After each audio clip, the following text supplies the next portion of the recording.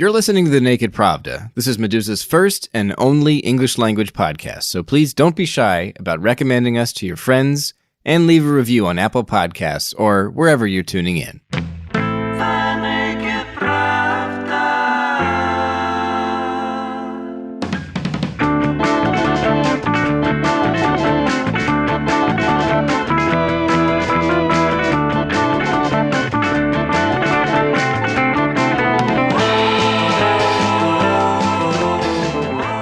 Welcome to the Naked Pravda, a podcast that highlights how Meduza's top reporting intersects with the wider research and expertise that exists about Russia. I'm your host, Kevin Rothrock, the managing editor of Meduza's English language edition, and on today's show, we'll be discussing business journalism in Russia with Max Seddon, a Moscow correspondent for the Financial Times, or FT, and a former reporter with BuzzFeed and the Associated Press. He's reported from Russia, Ukraine, and across Europe and the former Soviet Union, and he recently wrote a story about the newsroom scandal at Vedomosti, which dovetails with a lot of reporting by Meduza, including a joint investigative report released after this interview this week by Meduza, Forbes Russia, The Bell, and Vedomosti itself, about how the oil giant Rosneft has apparently trapped Vedomosti in a ridiculously circuitous ownership matrix, while the nominal owner, Demyan Kudryavtsev, has managed to earn a bundle of money. As I said, this interview with Max Seddon was recorded before Meduza and all those other outlets released that investigative report, but it was recorded after the Naked Pravda's own interview in early April with Maxim Trudolyubov, Vedomosti's editor-at-large. If you didn't read the new investigative report, it's long, or if you didn't listen to the show with Trudolyubov, it's not as long, or maybe it's longer, depends on how quickly you read. If those two things are true, you might be asking yourself, what is the scandal with Vedomosti? The short version is that one of Russia's top business newspapers is possibly being sold to new owners, and the paper recently got a new acting editor-in-chief whose obnoxiousness and penchant for censorship have alienated the newsroom to the degree that senior editors are publishing open letters and editorials denouncing this guy, whose name is Andrei Shmarov. But what is Vedomosti exactly? It first hit newsstands in September 1999. With equal shares, the newspaper's co-founders included the Russian company Independent Media, created by the Dutch journalist and businessman Derek Sauer, the British media company FT Group, which published the Financial Times, and the American company Dow Jones, the Wall Street Journal's publisher. In 2005, Derek Sauer and his partners sold Independent Media, including its 33% stake in Vedomosti, to the Finnish publishing house Sanoma. In 2015, Sanoma I'm going to go with Sanoma. Sanoma sold the stations by the seashore. Sanoma sold its third of Vedomosti to a company associated with the family of Demyan Kudryavtsev, who worked as CEO of the Kommersant publishing house from 2006 to 2012. In late 2015, after Russia started enforcing new regulations that limit foreign ownership in Russian media outlets to just 20%, the remaining foreign owners of Vedomosti sold their shares to Demyan Kudryavtsev and his co-investors. Now, the multi-million-dollar question: did Kudryavtsev and his partners have enough money independently to buy Vedomosti? Yes, but that is not what they did. A joint investigation by journalists from Meduza, Forbes Russia, The Bell, and Vedomosti has discovered that the newspaper was acquired using entirely borrowed funds, meaning that it was essentially pledged. Since 2017, the oil giant Rosneft has controlled this debt. Now, this gets enormously complicated, but the gist is this. After acquiring the offshore company that owns Vedomosti's publisher, Kudryavtsev resold the offshore to his wife's company for more than twice as much money as he and his partners paid for it in the first place, netting himself more than $15 million in profit while saddling his wife's company with more than $25 million. The loan came from Gazprom Bank, but the debt was later bought by a dummy corporation using a loan from a Rosneft bank. Long story short, Rosneft now controls Vedomosti's publisher through a debt chain wherein no enterprise in this string is capable of repaying its loans, and it is now impossible to sell shares in Vedomosti without repaying the debts accrued by Kudryavtsev because they're integrated, meaning that Vedomosti's potential buyers, whoever they are, whoever they will have to resolve this issue in order to complete the purchase. Earlier this spring, Kudryavtsev announced that he and his partners were selling the newspaper to the entrepreneurs Konstantin Zatkov and Alexei Golubovich, under the influence of Rosneft, which wants as badly to get rid of Kudryavtsev as Kudryavtsev wants his debts paid off. Andrei Shmarov was appointed the paper's new acting editor-in-chief. He has been a nightmare from day one, and as a result, Alexei Golubovich has actually walked away from the whole deal. But the sale is apparently still going through with just Zatkov. So that is the hell reporters at Vedomosti have had to face for months now. This is life for business journalists in Russia today.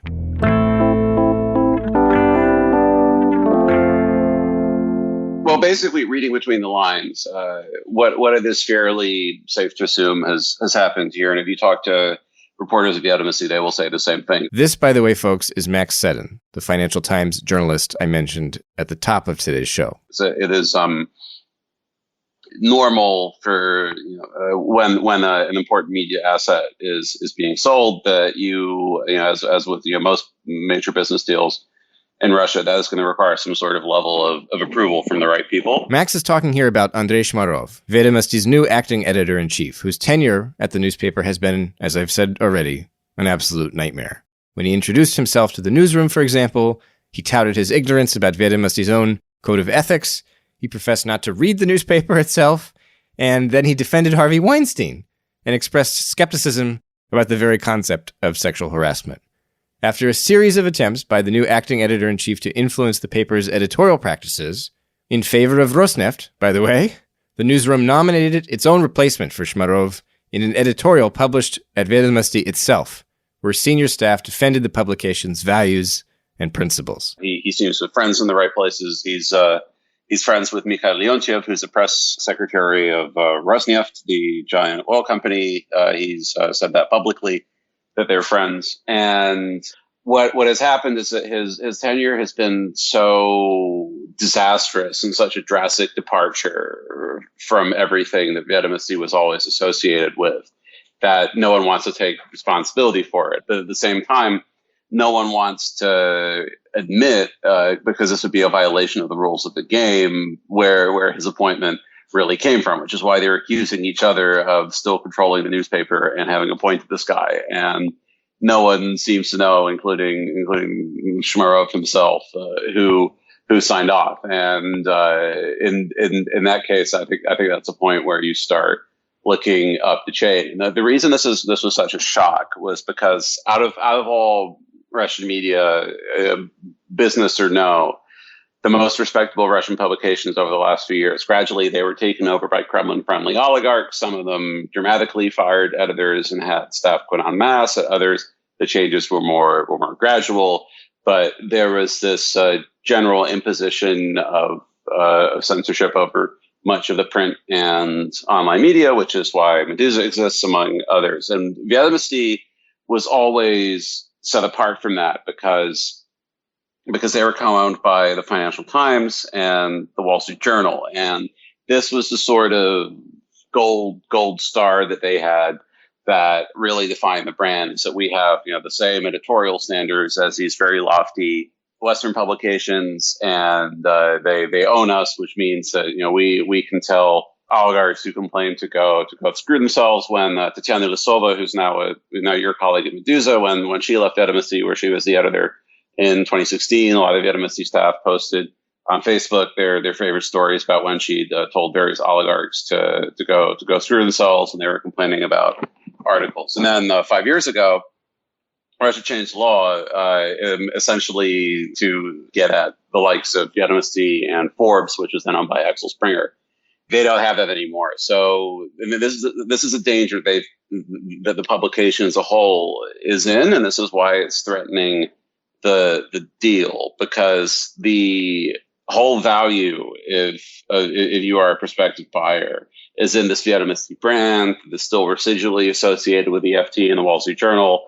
They have the orangey pink salmon colored newsprint that still looks like the FT in most readers' minds. Most people in the business world have been reading it since very, very early in the FT and Wall Street Journal's ownership. And if you start immediately violating that and doing it in this very old school, rough and tumble way, the way that Shmarov has, then it basically degrades the value of the Vedomosti name in the eyes of reporters. And as far as I know, a lot of readers, some of whom have already demanded their subscriptions repaid. Is it typical that businesses or business interests would be reluctant to turn to the Kremlin, even if they're technically trying to do the Kremlin's bidding? Because this seems like something that has popped up repeatedly, say after the annexation of Crimea. There were certain expectations of people with lots of assets to kind of take a hit and make certain investments in Crimea, even if it exposed them to potentially to sanctions in the West.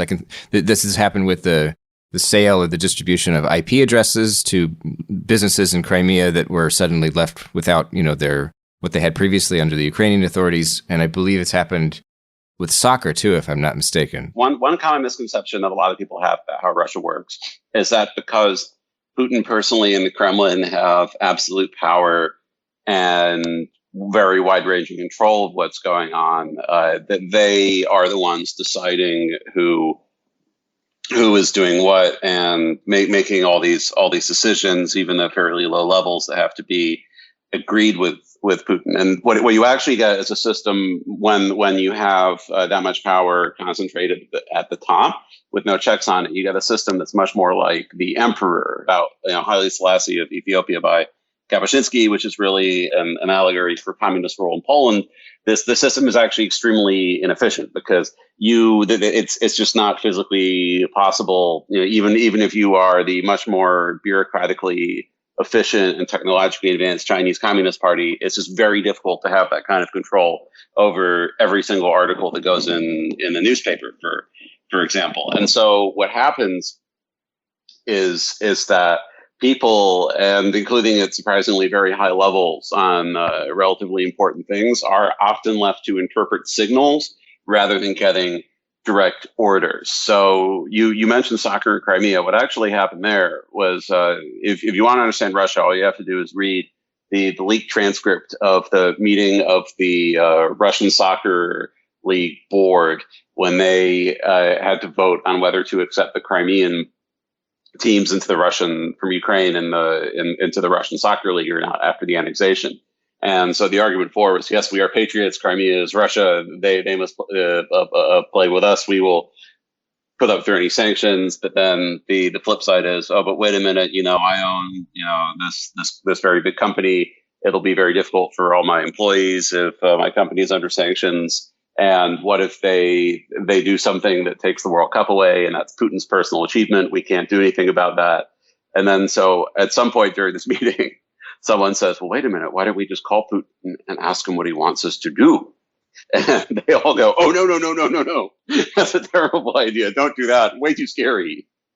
And in the end, if you look at Crimea and all of the big state companies do not operate in Crimea. There's no Sberbank in Crimea.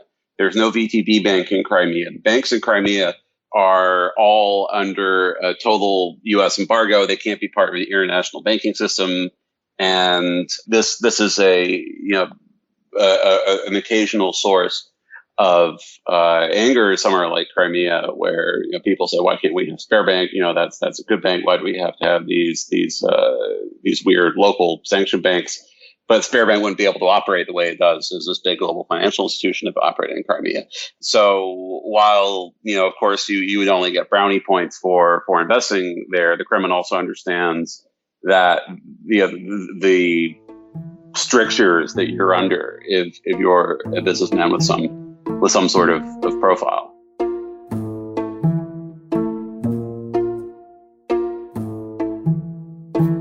There was a recent essay that Meduza published by Vedomosti editor-at-large Maxim Trudolyubov, where he says that Vedomosti's newsroom right now kind of finds itself caught between, its problematic owners, which we've been talking about, and also criticism from what he calls the ascetics and the cynics, which by that he means the pundits that say the newspaper's staff members have either, sold out, that they're motivated only by their mortgage, that they've got to pay the bills, or that they're clinging to unrealistic ideals. And, I'm sure that you've encountered both of that in when just looking at social media, because and this is by no means restricted to either Vedomosti or Russia. And in Max's essay, he goes into details about the Wall Street Journal and the South China Morning Post with their sort of newsroom ownership controversies. Now, without getting into anything personal, does that sentiment resonate with you at all? I mean, I'm sitting here in Connecticut, working for Meduza, translating podcasting content about Russia. And even here, I feel exhausted by the hostility that I can see directed at journalists in Russia, which is where I'm looking.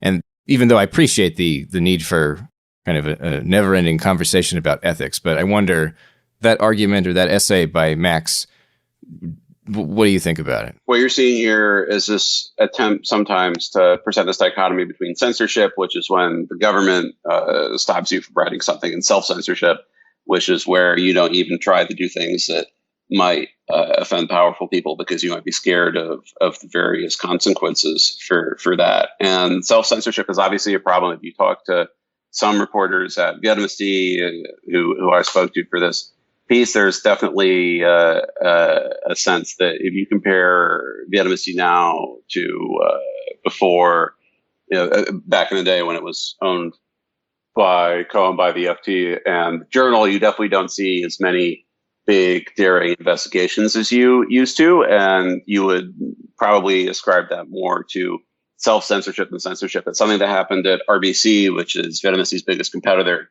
a few years ago when there was a similar scandal. A lot of the staff quit, and then the new editor said, we have to be wary of the double yellow line, and no one knows where that is, and that's something that I don't think is unique to journalism. That's certainly not unique to Russia. What I think gets lost in this is that it's not really a either or question, because obviously if you have things like been happening at Vedomosti for the last few weeks, where you have very obvious instances of direct censorship, whether or not they were done at the behest of the Kremlin, these things are obviously worse, because it's still possible to put forward to put out some sort of decent publication. I think there are lots of and this is one of the advantages of the business world, because the people who buy and read business publications are usually people in business themselves. This is also why Marxists like reading the Financial Times, the Wall Street Journal. You will find, because the information in the news sections, as both as a capitalist and the anti-capitalist see it, is relatively free of ideology and bias. I don't know if there's like a saying among leftists, but it's like, if you want to read the most accurate reporting about the dregs or the downfall of capitalism, you have to turn to the Wall Street Journal and the Financial Times. Like, there's some kind of wisdom like that. Is that? I think I've heard that. You must have too. The former editor of the FT, he even gave an interview to one of the Chapo Trap House people last year, the number one kind of dirtbag for the Bro podcast. And it was all about how much he loved the FT, and I can't stand reading the New York Times, but the FT is so much more unvarnished. And so if you look at Russia and also other various authoritarian countries where there still is something of a business press, there is at least some sort of interest in having a functioning business media that is relatively apolitical. And it's all the more important in a country like Russia, where, and this is also how I got into it, and the country doesn't have real politics for the most part. And it's when public politics is basically a show, it's a pretty dull and depressing show. All the interesting things happen behind the scenes. And then that means that the real politics often happens elsewhere, and especially in Russia, when the economy is so dominated by the state, you often see these battles playing out about how the country is run, not in the Duma, which is this completely pliant organ, but within these various factions of the elite that are reflected in what you read in the business pages. And if you don't have that, then you don't have anything. It's why business publications were allowed to survive for a lot longer than just strictly political ones were in Russia. And even well after 2014, you would have RBC as a great example. They did several investigations into Putin's family, and it wasn't until they'd done quite a few of them that one of the editors was fired. I'm sure you don't welcome it, but it's almost as if in a few years the only business reporting will be Western journalists who are based in Moscow. Well, not necessarily. One of the other things about the likes of Vedomosti and their competitors is, and this is something why it's also a real challenge trying to keep up their standards, is that their best reporters all get poached by the business wires, Reuters and Bloomberg, that pay exponentially more than you could ever earn working as a Russian journalist. And it's a real challenge for the likes of us because we have much smaller staff. The FT Bureau with 3 reporters, the Reuters and Bloomberg bureaus each have more than 20, if I'm not mistaken. And so many of their best reporters, they hired from Vedomosti. I compete with a lot of them with the various business and economic things that I cover, and it's really I'm very pleased never managed to beat them to anything because they just have such an amazing talent pool to draw from. So I mean the question is, I think what we've seen here is that if you look at what's happened to RBC, a lot of the best reporters left and have gone to various other places. They don't do big investigations about Putin's family anymore.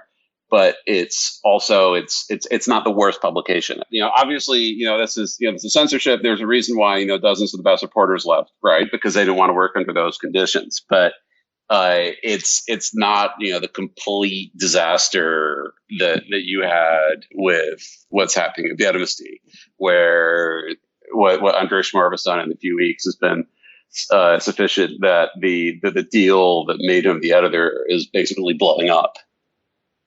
Because this is seen as too much, and they would one thing that a few sources have suggested to me is that now that's been so bad, and it's actually calling the financial health of the newspaper into question. What might happen is some sort of excuse will be found to possibly remove him, and then he will be replaced with some sort of more subtle editor who will be someone that the Kremlin is happy to deal with, but is also someone who won't be doing things as drastic as outright bans on reporting on politically sensitive topics or taking down articles that offend important and powerful people.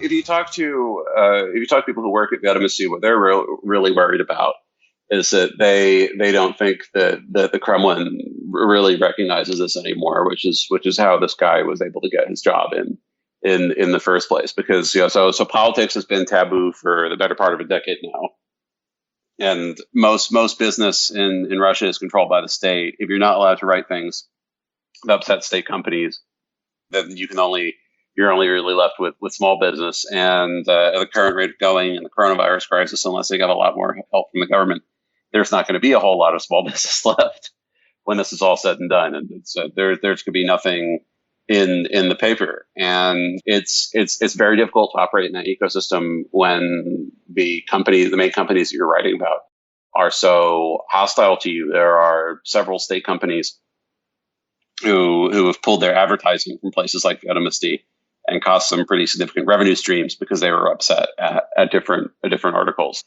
So if you start to see that advertising trickling back, then that may be a sign that they've reached some sort of accommodation. Earlier in this interview, Max said that Russia doesn't have politics in the traditional sense.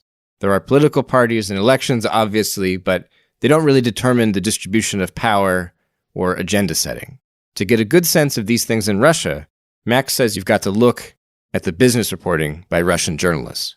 These are really where the battles are played out of how Russia is run between your ministries, your big state oil and gas companies, the oligarchs, the banks, and that has been by far the best understanding you can get of how power really works, because it's the only real, tangible thing you can get in Russia today that really spills to the surface. You can really talk to all these guys.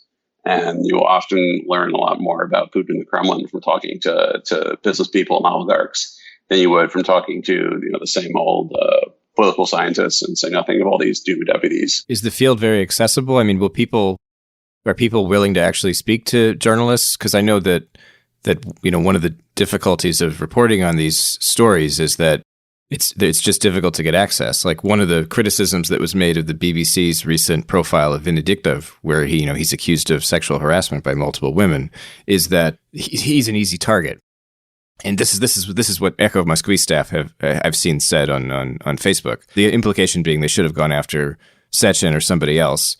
And as lame as that argument is, it does sort of make me wonder: is it possible to do very significant reporting on people like that? Because that's certainly what we're talking about. It's like that would be the kind of like most hard hitting journalism that I could imagine in Russia.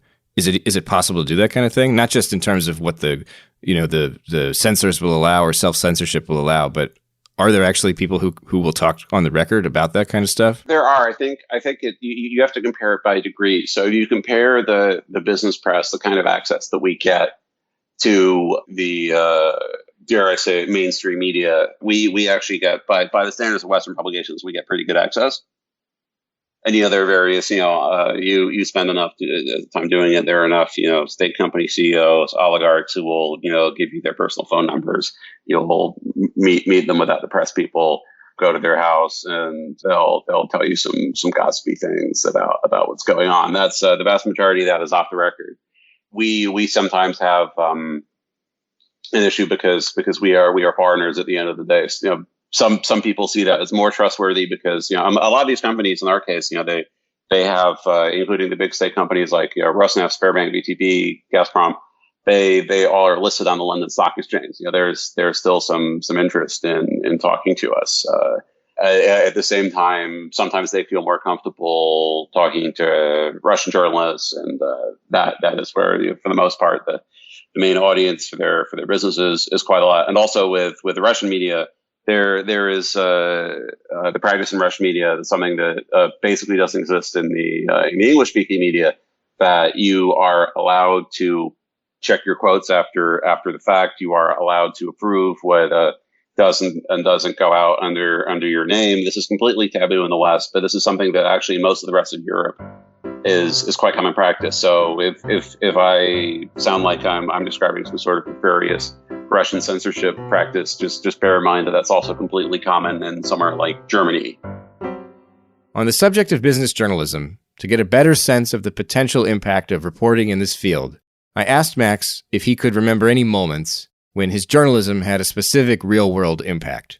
He recalled an interview he did with the Ukrainian oligarch Igor Kolomoisky after Zelensky's presidential election, where Kolomoisky advocated defaulting on Ukraine's IMF debt, which led to a partial devaluation of Ukraine's currency. It's a good story, and it's certainly related to business journalism. But then Max told me another story about Steven Seagal, and that's the one I want you to hear. One thing that I did do back when I was at BuzzFeed, I think actually may have had something to the fact, though I have no way of knowing for sure, was actually about Steven Seagal. We did the story about why Steven Seagal was friends with Putin, and the lead news nugget in the story was that Putin had actually asked Obama for Steven Seagal to become an honorary consul of Russia in Arizona, where he lives, and he was some sort of unofficial envoy between the White House and the Kremlin. And this never happened. We were writing about it two years later, and this was back in the day when you could still call up Dmitry Peskov, Putin's spokesman, and he would just talk to you for a few minutes about stuff and give you some quotes you could use for your story. And he said, "Well, I don't know when the next meeting between Steven Seagal and Vladimir Putin will be. There are certainly no meetings planned for the near future, and I don't know any intentions by the president to change that." And so then when we sent our final list of questions to Steven Seagal, we said, the Putin spokesman has said that he's now planning to meet with you in the future, that he's very busy. He may not have time to do this. How does that make you feel? And then before the article even came out, But after we sent these questions, Steven Seagal, for the first time in a while, suddenly appeared in Moscow, and he would be seen.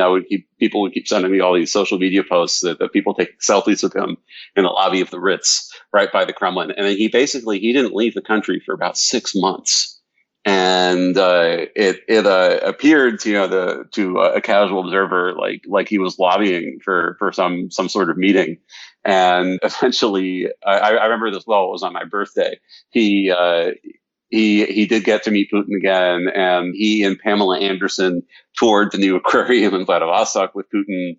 And then eventually, about a year and a half after our story came out, Putin gave him a Russian passport, and he became this sort of he's a special representative of Russia for cultural liaison between the United States and Russia, or something like that.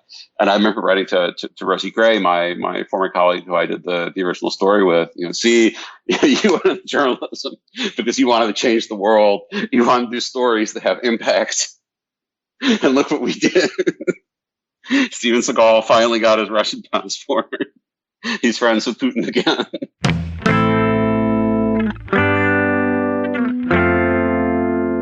You've been listening to The Naked Pravda, a podcast that highlights how Meduza's top reporting intersects with the wider research and expertise that exists about Russia. On today's show, we heard from FT Moscow correspondent Max Seddon about the ins and the outs of business reporting in Russia and the drama at Vedomosti, one of Russia's best but struggling business newspapers. The Naked Pravda is a podcast from Meduza. It's our first English-language show, and I hope you'll recommend us to your friends and leave a review on Apple Podcasts or wherever you're tuning in to help put this program in front of more people. Thank you for listening, and come back soon.